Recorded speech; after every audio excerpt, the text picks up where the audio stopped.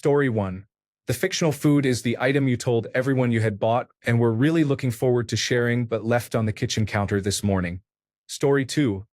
An old coworker of mine cut Hot Pockets into bite-sized pieces and labeled them Paquites Calientes. Story 3. A bag of mini donuts you obviously bought at the gas station across the street. Story 4.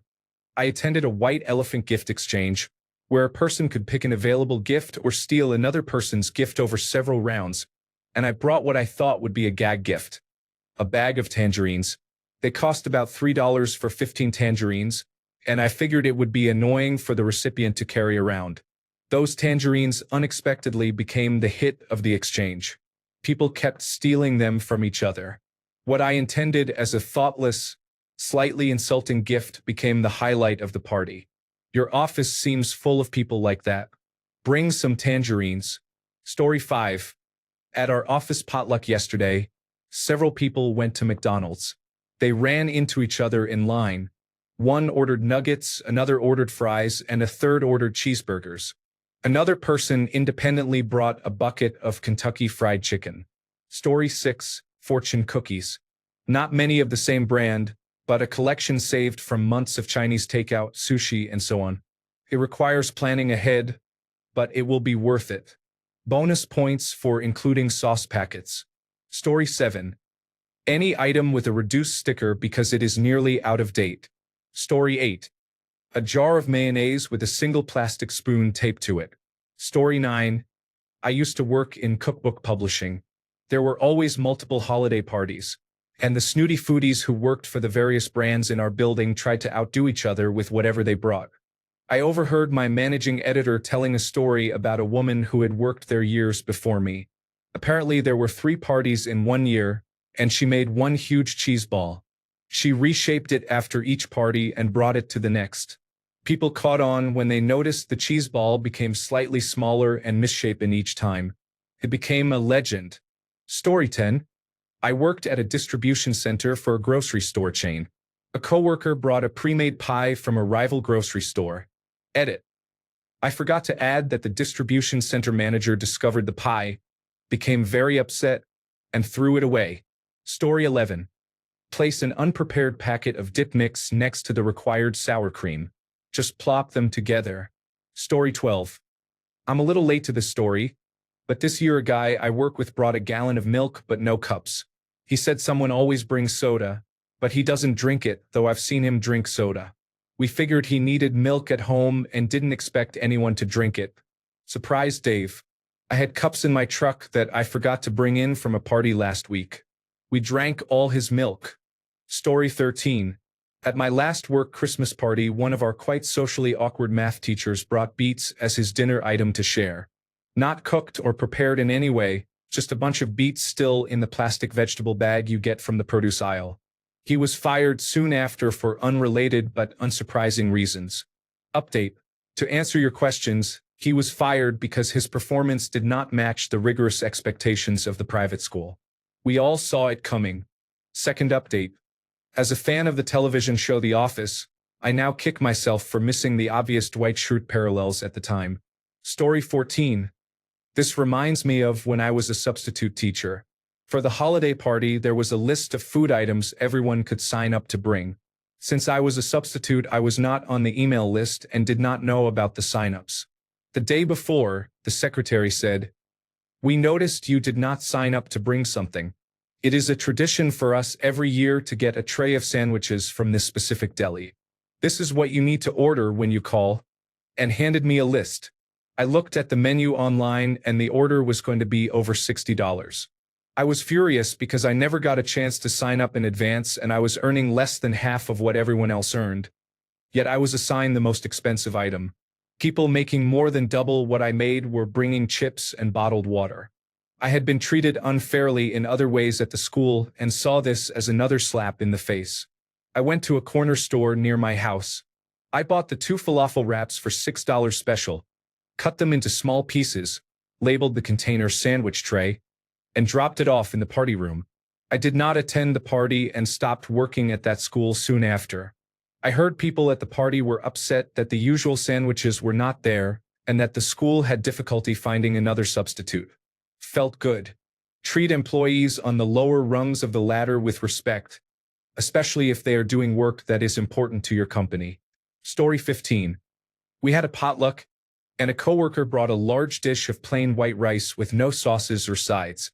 It was a potluck focused on different cultural dishes. The coworker was Asian, and the rice was excellent. Story 16.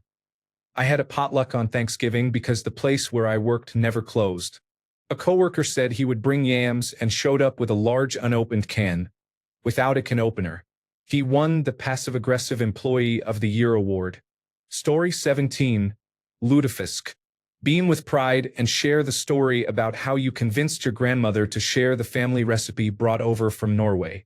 It has that wonderful personal touch, until they taste it. Story 18. One year, someone brought a sausage pizza from Domino's to a breakfast potluck. It was clearly last night's delivery mistake because the person who brought it was a vegetarian. Story 19. Slightly undercooked elbow macaroni with a single slice of cheese placed haphazardly on top. Story 20. Open a can of kidney beans packed in water, not sauce. Put the cold beans in a bowl and place toothpicks next to the bowl. If you have time, drain the beans and arrange them on a silver platter, spreading them out with toothpicks inserted vertically into each bean. The extra effort should overcome anyone's instinctive reaction to beans on a platter and make them willing to try the cold, unheated beans. It should look like a natural party dish, and your coworkers will eat them. Story 21. Doritos are always welcome, but they're the bare minimum to bring. Story 22. Imitation crab meat from a dollar store was heavily heated in the office microwave. Story 23. A bag of chips that has been opened and resealed with a chip clip. Story 24. A man who used to work in our office brought a bag of pistachios as a snack. He continued to bring a bag for several years, until another coworker opened it. He was upset because he had to buy another bag. Story 25. A fruitcake, not homemade but a weird Christmas wreath-shaped one, from the sketchy aisle of your local grocery store. Story 26. I gave my girlfriend a bag of Christmas candied cereal to take to her party at work.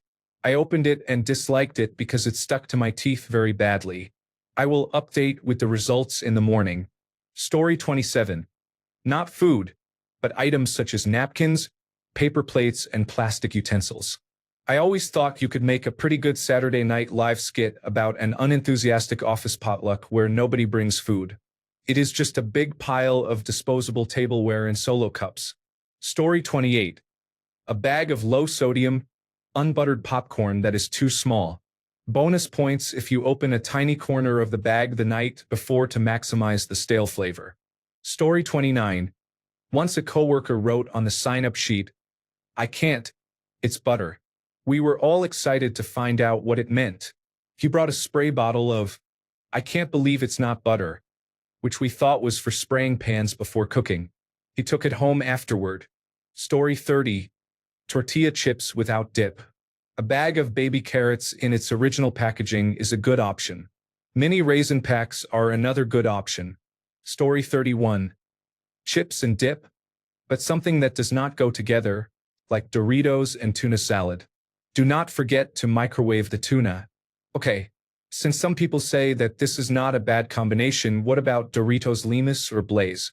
Story 32. Little Debbie snacks. I don't cook for you unless I like you. Story 33. Overcooked pasta with cheap marinara sauce spread too thin. Story 34. We all take turns bringing something for most of December. After a few days, everyone gathers each morning in the common area to see what food we have for the day. Some people go all out. Some bring a big tray from Chick-fil-A or a few bags of bagels. Sometimes it is a pot of chili. You never really know. One time an older man brought a frozen ham, dropped it on the big table with a loud thud, and said Merry Christmas as he walked away. Another coworker tried to salvage it, whittled at it with plastic forks and knives, and microwaved it in batches to feed us. Another year he brought a couple of bags of $1 powdered donuts. There are about a dozen of us in the office who participate in this monthly feasting. Another year he brought half a dozen biscuits from Bojangles and then walked next door to a building with about 80 employees and invited them all over for breakfast. I guess he thought Jesus would show up and break those biscuits to feed the multitude. He would always eat everything others brought and then on his day bring something comically bad. Story 35. All the ingredients required to make a cake, but not the cake itself. Story 36. A McCain deep and delicious cake. I think this might only be Canadian, but I am sure there is an American equivalent. $5. Zero effort. The best part is that it will always be 100% gone by the end of the potluck. There is a special satisfaction in knowing that your colleagues slaved away to make something homemade and will take 75% of it back home with them, while you had the item everyone wanted and did no work.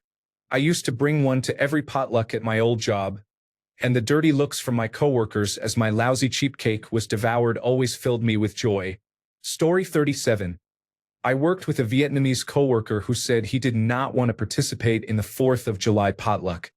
It was not his thing.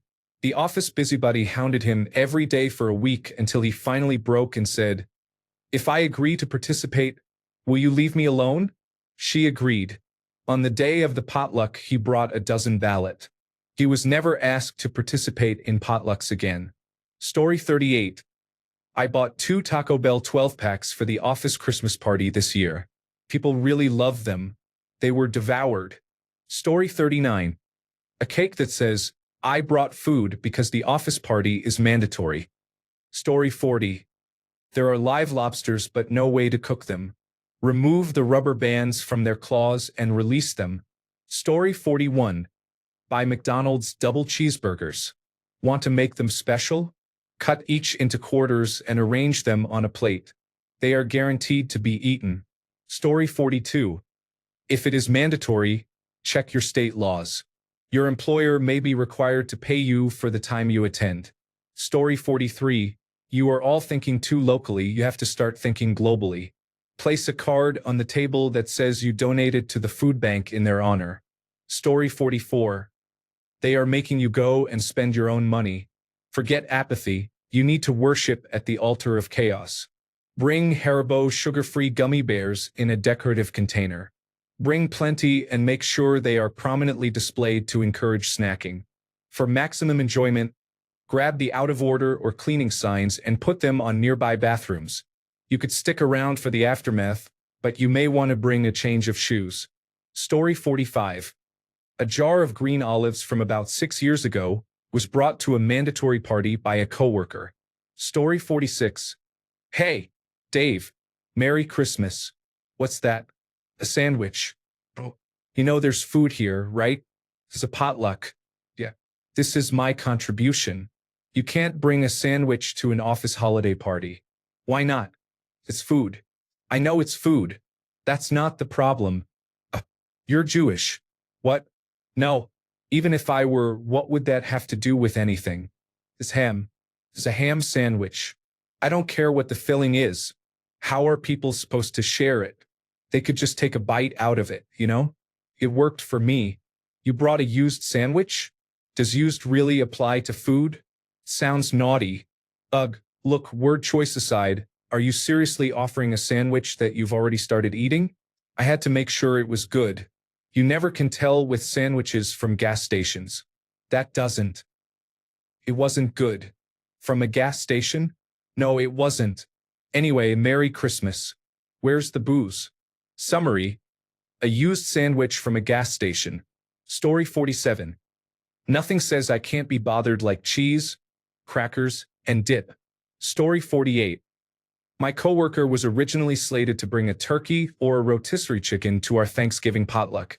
He decided it would be silly to be seen carrying a cooked bird on the train to work, so he bought chicken nuggets instead. Our director laughed him out of the room. Story 49. Depending on where you live, many cities have Asian markets that sell durian. It signals that you do not want to be there and want others to leave. For best effect, make sure the durian is cut open and has thawed. Story 50. A paper bag half filled with condiment packets that you toss into the glove box along with the napkins. Thanks for the gold. Before anyone else decides they want to give Reddit more money they do not need, please make a donation to your local animal shelter or any charity. 'Tis the season. Hey, piece of candy. For real though, make a donation or something. Reddit does not count. They are wealthy enough as it is. 3. Knock it off before I find out who you are and ship all you little shits half a bag of condiment packets. Fine, make it rain. I will match the donation equivalent. Platinum me for a year. I swear I will do it. Suck it, user some sanity.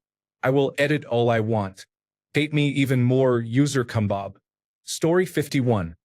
A gallon of store-bought non-alcoholic eggnog is kept warm in a crock pot. Everybody loves that warm, alcohol-free eggnog. Story 52. I brought breath mints and toothpicks once because I was very poor. Everyone appreciated them. Story 53. Please bring a single canned item. I brought a can of cranberry sauce for our office holiday party for 75 people. Story 54. Are you in the United States? Romaine lettuce, just plain romaine. It will make for a pretty bad office party after a couple of hours. Story 55. I always bring grape juice. It never gets opened, so I take it home and bring it to the next gathering. Story 56. This is not my story, but a family member's. An older man brought a delicious homemade dish. I think it was cookies. Someone said, "Hey man, these cookies are great." He replied, "Thanks. The flour was getting bugs in it, so I wanted to use it up." Story 57. A big cake that has the word mandatory written on it. Story 58. One of those vacuum-packed containers of pre-made hard-boiled eggs had a sticky note that read, "Not for Janice, who sits in the cubicle behind me." Story 59. Haribo sugar-free gummy bears. Pickled herring in white sauce. Story 60. I work overnight shifts and live a half hour from work, so dragging myself to mandatory events in the middle of the afternoon is already a pain. A couple weeks ago, I promised my coworker I would make cookies for the Christmas party. The party is tomorrow and I regret agreeing. I made the cookies, but they are the most half-hearted cookies I have ever made, and it shows. They look terrible and spread out too much, so they are too thin and fall apart. I kept my promise, and at least they taste good. Story 61. Microwaved fish and burnt popcorn. You will not be asked to stay long. Story 62. Canned meats. At my girlfriend's end-of-season work potluck last summer, someone who had caused drama all season and had heard others complain to supervisors about her showed up, slammed several cans of Spam brand canned meat and Vienna sausages on the table, and walked back out. Story 63. Hawaiian rolls are easy, inexpensive, and you can be certain people will eat them. Story 64. My coworker won't stop talking about bringing something called spotted dick to the potluck this week. I'm too afraid to look it up. Story 65. Don't bring anything. Just say you made your world-famous chili and accidentally spilled it on the way in. Story 66. I always bring jars of store-brand pickles and green olives. I attend potlucks but bring my own meal because I have seen too many coworkers' photos of their cats sitting on the kitchen counter. Story 67. Chicken. By chicken I mean uncooked, alive cassowaries. Good luck, everybody else. Story 68. A crock pot full of sauerkraut. Tell everyone who will listen that it is the one thing you know how to make. After it smells all day, no one will ask you to make food again. Story 69. A box of meals, ready to eat, that has been stored in my basement for about 10 years. Thanks a bunch for sticking around till the end of the video. Remember to subscribe, and until next time, stay awesome and goodbye.